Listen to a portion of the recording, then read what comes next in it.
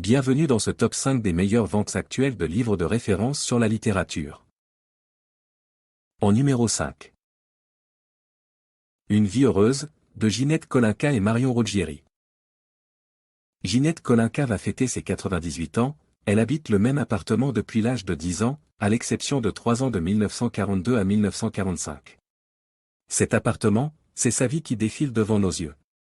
Il y a les portraits de ceux qui n'ont pas survécu à Birkenau, les disques d'or de son fils unique, Richard, batteur du groupe Téléphone, des photos de sa famille, et même les meubles laissés par les collabos. Elle fait des visites de son appartement et raconte son histoire aux écoliers à travers la France.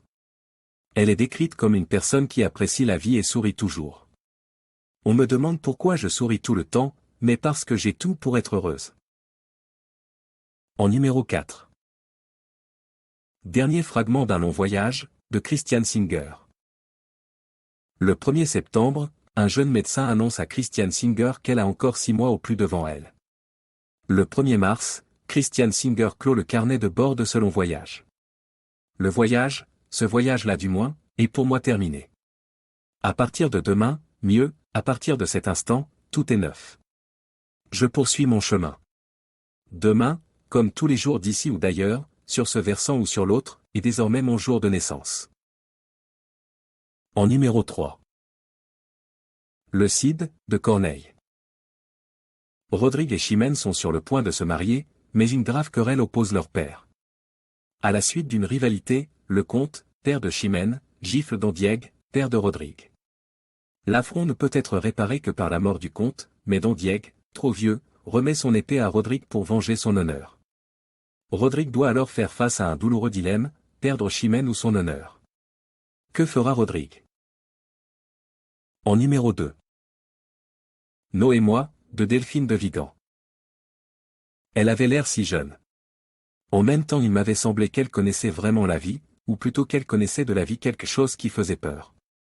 Adolescente surdouée, Lou Bertignac rêve d'amour, observe les gens, collectionne les mots, multiplie les expériences domestiques et les théories fantaisistes. Jusqu'au jour où elle rencontre No, une jeune fille à peine plus âgée qu'elle. No, ses vêtements sales, son visage fatigué, No dont la solitude et l'errance questionnent le monde.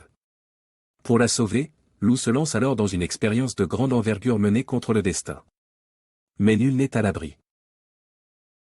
En numéro 1. Traité sur l'intolérance, de Richard Malka.